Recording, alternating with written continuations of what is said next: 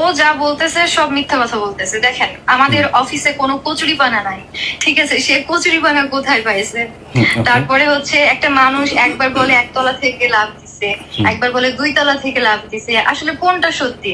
ভাই আমি কচুরি পানার মধ্যে লাভ দিছি, ওই পাশে একটা কচুরি পানার মতো আছে, কচুরি, শুধু আমার ফোনটা আমি এভাবে করে ধরে রাখছি যাতে আমি ফোনটা না ডুবে যায়, কচুরি পানার মধ্যে লাভ দিয়ে।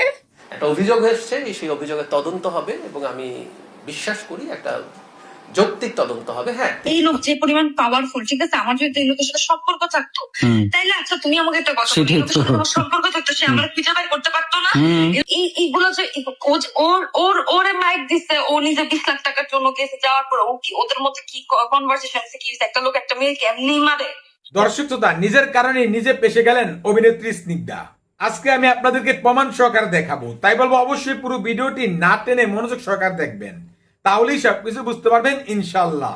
তো কথা আর বাড়াবো না, ভিডিওতে চলে যাব। তার আগে আপনাদের কাছে আমার ছোট্ট একটি অনুরোধ, আপনি যদি আমার চ্যানেলের নতুন দর্শক হয়ে থাকেন তাহলে অবশ্যই চ্যানেলটি সাবস্ক্রাইব করে পাশে থাকা বেল আইকনটি বাজিয়ে দিতে ভুলবেন না। আর যারা অলরেডি আমার চ্যানেলটি সাবস্ক্রাইব করেছেন তাদেরকে জানাই অসংখ্য ধন্যবাদ। তো দর্শক শ্রোতা, চলুন ভিডিওটি শুরু করা যাক। তো ইতিপূর্বে এই স্নিগ্ধা এবং আশিয়ান গ্রুপের নজরুলকে ঘিরে আমরা একটি ঘটনা শুনেছিলাম। সেই ঘটনাটি সোশ্যাল মিডিয়ায় ভাইরাল হওয়ার পর এক এক করে নতুন নতুন তথ্য সামনে এসেছে, যেখানে দেখা গেছে যে অভিনেত্রী স্নিগ্ধা আগে থেকে আশিয়ান গ্রুপের নজরুলের সাথে সম্পর্ক ছিল। তবে আমরা একটি কল রেকর্ডিং এ শুনেছিলাম যে আশিয়ান গ্রুপের নজরুল দাবি করছেন যে এই স্নিগ্ধাকে নাকি তিনি বিয়ে করেছেন। সে বিষয়ে কিন্তু এখনো কোনো সত্যতা পাওয়া যায়নি। তবে আশিয়ান গ্রুপের নজরুল যেহেতু একজন বড় ব্যবসায়ী, তিনি সচরাচর মিথ্যা কথা বলার মতো লোকই না। তো হতে পারে অভিনেত্রী স্নিগ্ধাকে তিনি বিয়েই করেছেন, কিন্তু এই অভিনেত্রী স্নিগ্ধার হয়তোবা কোনো কিছু কম পড়েছে বা তাকে যত টাকা দিবে বলেছে সেটি দেয়নি। এজন্য হতে পারে আশিয়ান গ্রুপের নজরুলকে নিয়ে তিনি বানিয়ে বানিয়ে মিথ্যা কথা বলছেন। কারণ তিনি সাংবাদিকদের সামনে যেভাবে কথা বলতেছিলেন, আমার মনে হয়েছে তিনি কোনো সুস্থ মস্তিষ্কের মানুষ না। ওনাকে দেখে মনে হয়েছে উনি হয়তোবা কিছু পেয়ে হারিয়ে পাগলের মতো হয়ে গেছেন, এজন্য তিনি সাংবাদিকদের সামনে এ ধরনের আবল তাবল কথা বলেছেন। তো যাই হোক, এই বিষয়কে কেন্দ্র করে চলুন আমরা শুরুতে একটি ভিডিও ফুটেজ দেখে আসি, তারপর আপনাদেরকে মূল ভিডিওটি প্রমাণ সহকারে দেখাবো কিভাবে বেরোবো। তাসলিমা আপু, এইখানে টক শোতে জ্ঞান দিয়ে কাউকে আপনি রান্না শিখাইতে পারবেন না, হবে না। এই চরিত্রটা ফ্যামিলি থেকে আসবে, ফ্যামিলির আদর্শ থেকে আসবে, ব্যক্তি চরিত্র থেকে আসবে। আমার মা, আমি আমেরিকা আসার আগে এয়ারপোর্টে বসে তসলিমা আপু আমারে কয়, তুই আমার গায়ে হাত দে, দিছি, কয় এবার তুই সিগারেট খাবি না। তসলিমা আপু, আমার মা মারা যাওয়ার পরে আমি এখন পর্যন্ত সিগারেট মুখে নিতে পারি না। অর্থাৎ আমার মায়ের পানি ছোটবেলার গুলো আমার মনে আছে, আমার আদর্শটাও মনে আছে, বাবারে তুই খাবি না, আমি এখনো এটা মনে করি। কিন্তু আমাদের পারিবারিক ভাবে যাদের অধঃপতন হয় নাই, কিন্তু ইউনিভার্সিটি এবং এই বোর্ডিং এ আসলে পরে লিপস্টিক কেনার পয়সায়, ভালো জামা কাপড়ের পয়সায়, ভালো একটা সেলফোনের পয়সার জন্য তারা কক্সেস বাজারে যায়, কুয়াকাটায় যায় ভ্যাকেশনের জন্য। এটা আনকমন না আপু, এটা ভেরি কমন বাংলাদেশে। এর সলিউশন ভাই, আমি সরি ইন্টারাপ্ট করছি, আমি এদেরকে আসলে ওইভাবে মানে আনতেই চাচ্ছি না। এদেরকে যারা তৈরি করছে, আমার মানে সমস্যাটা তাদেরকে নিয়ে, আমার চিন্তার বিষয় তারা এই রাজনীতিবিদ এবং ব্যবসায়ী এবং আপনার এই যে কি বলে মাঝখানে যারা থাকবে, কিছু সুবিধা নিবে, এই একটা দালাল শ্রেণী, এই যে সব মিলায় যে গ্রুপটা, এরা আমার কাছে চিন্তার বিষয়।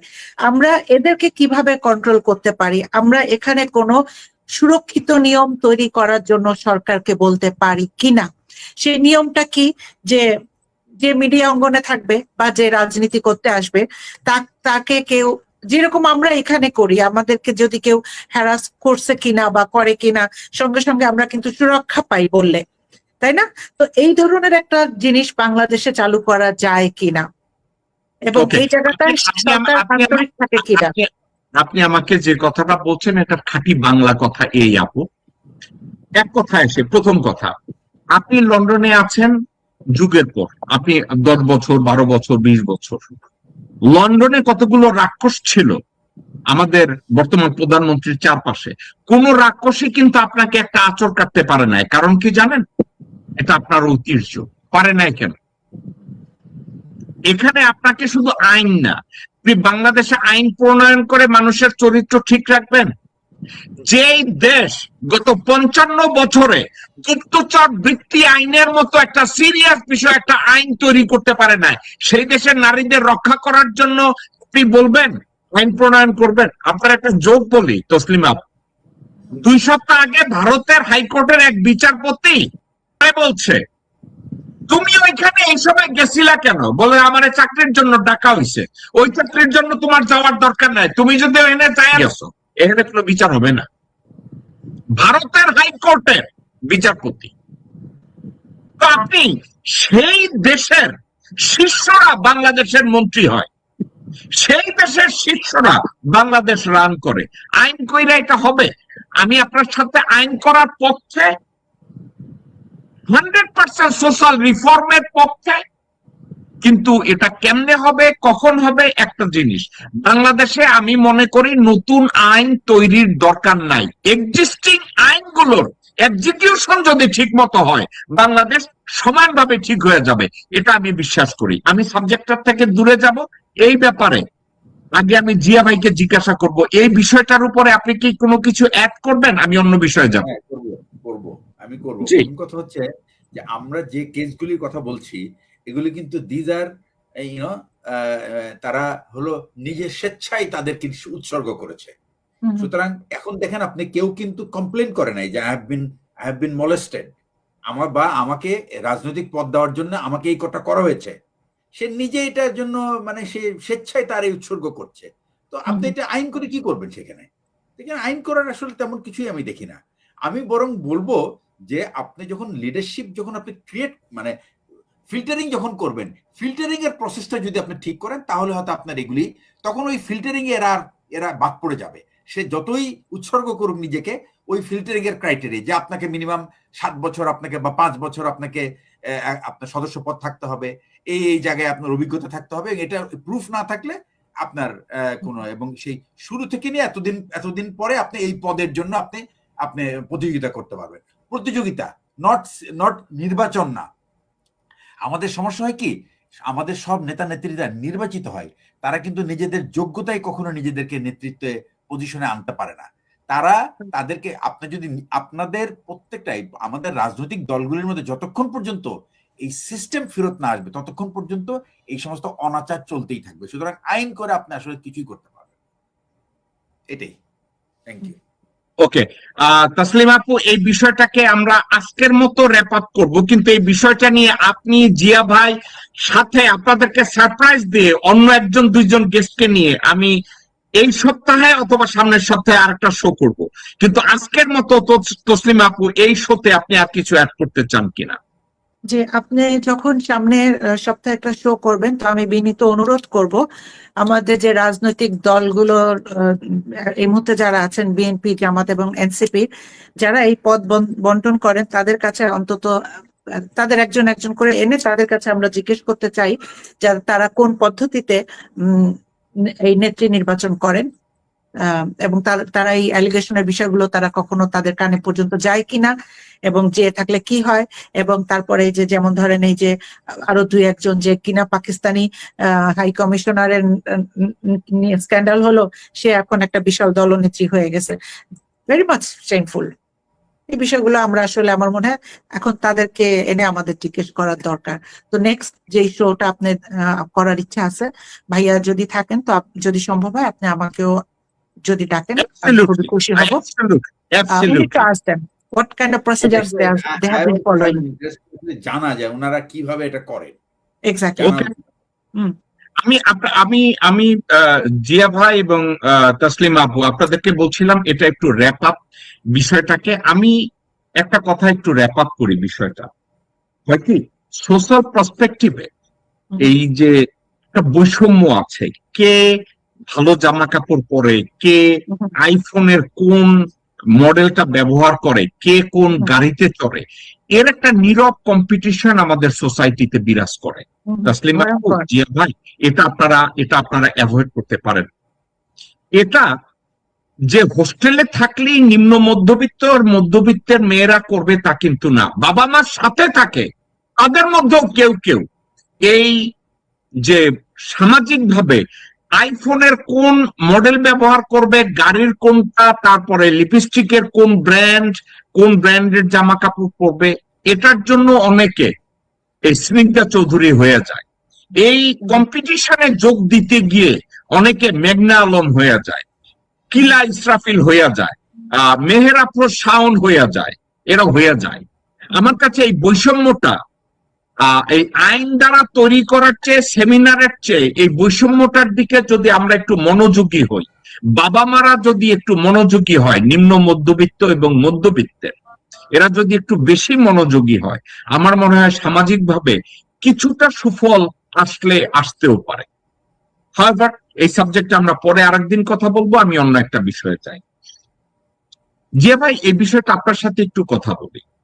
তো আশা করছি আপনারা পুরো ভিডিওটি মনোযোগ সহকারে দেখেছেন এবং এখানে কি বলা হয়েছে তাও বুঝতে পেরেছেন। তো এই বিষয় নিয়ে যদি আপনাদের কোনো মতামত থাকে তাহলে অবশ্যই তা কমেন্ট করে জানাতে পারেন। এখন চলুন আমরা আরেকটি ভিডিও দেখে আসি। তুমি আমাকে শুধু বলো সামিয়া, সেদিন যেদিন স্নিগ্ধা মিটিং এ গেছে, রাইট, তুমি কি সেই একই অফিসে বসো? হ্যাঁ, আমি আমাদের অফিস ওইটাই একটাই। অফিস হচ্ছে খিলক্ষেতে হ্যাঁ আশিয়ান মেডিকেল। হ্যাঁ হ্যাঁ। আচ্ছা, ওকে, একটু আমাকে বলবা ও যে এলিগেশনস গুলো দিছে তোমাকে নিয়ে, তোমার আসলে সেটা নিয়ে কি বলার আছে? দেন আমি কিছু কোশ্চেন করবো, এরপর তুমি আমাকে প্লিজ অ্যান্সার দিবা। ওকে, আগে ওর এলিগেশনসটা নিয়ে তুমি তোমাকে বলো, ও যা যা বলছে তোমাকে নিয়ে। দেখেন, ও যেভাবে কথা বলছে, ও কিসের ভিত্তিতে আসলে ওইভাবে আমাকে বলতে পারে? মানে কোনো এভিডেন্স ছাড়া, তাই না? এটা তো তার উচিত হয়নি। আর সে একটা মেয়ে, সে যাই হোক না কেন, তার সাথে যাই ঘটুক না কেন, সে একটা অভিযোগ নিয়ে যখন গণমাধ্যমের সামনে গেছে, তখন কি সে একটা মেয়ে হিসেবে সিম্প্যাথি চাইছে সবার কাছে, তাই না? বাট সেখানে যারা দোষী, শুধুমাত্র তাদেরকে উল্লেখ না করে আরো দুইটা মেয়েকেও কিন্তু সে খারাপ করছে সবার সামনে। তো এটা কি তার উচিত হচ্ছে? মানে সে অ্যাজ এ একটা মেয়ে, সে সিম্প্যাথি পাওয়ার জন্য গেছে, বাট আরো দুইটা মেয়েকে সে হিউমিলেট করতেছে মানুষজনের সামনে। হ্যাঁ, আচ্ছা, ওটাতে আসতেছি। তার আগে তুমি বলো সেদিনের ঘটনাটা তোমার পক্ষ থেকে একটু আমি শুনতে চাই, তোমার পয়েন্ট অফ ভিউ। মানে তুমি ঠিক কখন ওই মিটিং এ ঢুকছো? আমি আসলে ভাইয়া মানে ডিটেলস এত কিছু তাই না, তো আমি তো এত ডিটেলস কিছু আমি জানি না ভাই। আমি মানে শুধুমাত্র চাকরি করি, এতটুকুই। আমাকে তুমি কি চাকরি করো সামিয়া? ওখানে কি চাকরি করো? কি জব, তোমার জব রেসপন্সিবিলিটি? না, আমি হচ্ছে আমার স্যারের পিএস। ওকে ওকে ওকে, মানে আশিয়ান গ্রুপের পিএস, তুমি ওনার পিএস, তাই তো? ওকে, হ্যাঁ। বাট তোমার এখানে লেখা থাকা ইনফরমেশনে মানব কণ্ঠে কাজ করছো। হ্যাঁ, আমি মানব কণ্ঠে ছিলাম আগে। মানব কণ্ঠে জব করছি, নিউজ প্রেজেন্টার হিসেবে কাজ করছি। তারপরে হচ্ছে আমার এই অফিসে জয়েন করা। কারণ আমার মানব কণ্ঠে, হ্যাঁ, এবং তুমি মানব কণ্ঠে বলো, মানব কণ্ঠে আমার স্যালারি অনেক কম ছিল। আচ্ছা, ওকে, হ্যাঁ, মানে আমার যাতায়াত খরচ অনেক বেশি ছিল, মানে সবকিছু মিলাই আমার হচ্ছিল না। তারপরে হচ্ছে যে এখানে জয়েন করা। ওকে, তোমার নামে কিন্তু আরো কিছু এলিগেশনস দিছে, দেখছো? কিরকম? যে তুমি ওই গ্রুপের ব্র্যান্ড অ্যাম্বাসেডর হবা মনে হয়, সেই জন্য তুমি মডেলিং করো, তুমি অ্যাক্টিং করো, তুমি ওই এরকম করে করে করছো সেগুলো। আচ্ছা, আমি বলি আমি প্রায় 7-8 মাস আমি এই গ্রুপে জব করতেছি। আজ পর্যন্ত আমার কোনো নিউজই মনে হয় মানব কণ্ঠে যায় নাই। ব্র্যান্ড অ্যাম্বাসেডর বা কোনো জিনিসের প্রমোশনাল কোনো কিছু আমাকে দিয়ে চাইলে করাইতে পারতো না, কিন্তু আমি নিজেই হইতে চাই নাই, বা স্যারও সেদিকে কিছু বলে নাই বা করাইতে চাই নাই। ঠিক আছে, তাহলে আমি কিভাবে সুযোগ সুবিধা নিলাম আমাকে বলেন? মানে 7-8 মাস আমি অ্যাজ এ মডেল ওইখানে শুধুমাত্র জব করি। আমি আসলে নিজেকে অ্যাজ এ মডেল হিসেবে পরিচিত করতে চাই না। হ্যাঁ, আমি চাই যে আমি নর্মাল একটা জব করি, কারণ মডেলিং এ আসলে যা হয় আমি আসলে ওই টাইপের না। হ্যাঁ, এই জন্য আমি আমার ফ্লেক্সিবল কাজ ছাড়া করি না। ঠিক আছে, এই জন্য আমি চাকরি করি। হ্যাঁ, পুরো একটা মাস পরিশ্রম করে যে কয়টা টাকা বেতন পাই আমি এতেই চলি। ঠিক আছে, ওকে। তুমি বলতেছিলে কচুরিপানার কথা। হ্যাঁ, তোমাদের ওখানে কচুরিপানা নাই? তারপরে কচুরিপানা নাই, কচুরিপানা তো নাই। আর কি বলছে? ও বলছে যে সাবজেক্ট এসি না, এসি মানে সেন্ট্রাল এসি মনে হয়। না, মনে হয় সেন্ট্রাল এসি, সেজন্য ও দেখে নাই, সেটা বলতে পারে, রাইট? সেন্ট্রাল এসি তোমাদের ওখানে অফিসে? না, সে দেখে মানে দেখবে না কেন আমি এটাই বুঝলাম না। আমাদের তো অনেক বড় বড় এসি আছে। তাহলে এসি কেন চোখে পড়ে না ওর? আচ্ছা এটা গেল সেটা তো জানি এসি নে, তারপরে বললো যে কোনো কথাই সামঞ্জস্যপূর্ণ না, প্রত্যেকটা কথা উল্টো পাল্টা। আচ্ছা, তারপরে দেখবেন বললো প্রতিটা কথাই খারাপ। আর দেখেন ভাই আরেকটা কথা বলি, ধরেন আমাকে সে মানে লাইভে এসে সে আমার নামে কিন্তু কোনো বাজে কথা বলতে পারেনি। কফি ঢেলে দেওয়ার কথা বলছে কিন্তু আসিয়ান গ্রুপের চেয়ারম্যান দিছে, ঠিক আছে। তারপরে হচ্ছে মানে আমি করছিটা কি, ও যেটা বলতেছে আমি করছিটা কি, আসলে যেটা বলতেছে সবই মিথ্যা কথা বলতেছে। হ্যাঁ, তো আমার কথা হচ্ছে আমি এখানে চাকরি করি, কিন্তু ও আমাকে মানে নোংরা ভাষায় কথা বলছে, তাই না? লাইভে এসে অনেকগুলো মানুষের সামনে তোমাকে বলছে, সে আমার ছবি দেখিয়ে বলছে রক্ষিতা, আরো নোংরা নোংরা ভাষায়। ও আমার দাসী হওয়ার যোগ্যতা রাখে না। হ্যাঁ, ও আমার দাসী হওয়ার যোগ্যতা রাখে না। তারপরে আরো নোংরা কথা বলছে। ঠিক আছে, আমার কথা হচ্ছে একটা মানুষ যখন চাকরি করে, চাকরিজীবী মেয়েরা কি এরকম? আমাকে বলে, আমার এটা প্রশ্ন। তাহলে আমি যদি খারাপ হই, তাহলে প্রতিটা চাকরিজীবী মেয়েরা খারাপ, ও তো সেটাই বলতে চাইছে, তাই না? দেখেন যেসব মেয়েরা পার নাইট 10 লাখ 20 লাখ টাকা করে পায় বিভিন্ন ক্লায়েন্টদের অফিস ঘুরে, ঠিক আছে, সেই সব মেয়েরা কখনো জব করবে নাকি জব করে মেয়েরা সেই সব করবে? বলেন। রাইট, হ্যাঁ, ইউ হ্যাভ আ পয়েন্ট, তাই না? তো ব্যাপারটা এখানেই, যাদের জ্ঞান বুদ্ধি আছে তারা অবশ্যই বুঝতে পারবে যে একটা মেয়ে জব কখন করে, কিন্তু আর ওরা হচ্ছে মানে দিনে 10 লাখ টাকা 20 লাখ টাকা কামায়, সেইখানে মানে তারা কেন জব করবে, তাই না? আর জব করা মেয়েরা কি খারাপ? বলেন, তারা তো খারাপ না। আচ্ছা তুমি আমাকে বলো, ও যখন তো দর্শক, তো আশা করছি আপনারা এই ভিডিওটি মনোযোগ সহকারে দেখেছেন এবং এখানে কি বলা হয়েছে তাও বুঝতে পেরেছেন। তো ওই যে একটি কথা আছে না, পান্দে পড়িয়া বগা কান্দে, বা বারবার ঘুঘু তুমি খেয়ে যাও দান, এবার তোমার কে বাঁচাবে প্রাণ। তো এই অবস্থা হয়েছে এই নায়িকা স্নিগ্ধার বেলায়। সে বিভিন্ন সময় বিভিন্ন টাকাওয়ালাদের সাথে অনেক কিছু করে থাকেন, কিন্তু এবার তিনি আসিয়ান গ্রুপের নজরুলের কাছে ধরা খেয়ে গেছেন। তো যাই হোক, এই বিষয় নিয়ে আপনাদের কি মতামত অবশ্যই কমেন্ট করে জানাতে ভুলবেন না। ভিডিওটি এই পর্যন্ত, দেখা হচ্ছে পরবর্তী ভিডিওতে। সে পর্যন্ত সবাই ভালো থাকবেন, সুস্থ থাকবেন, আল্লাহ হাফেজ।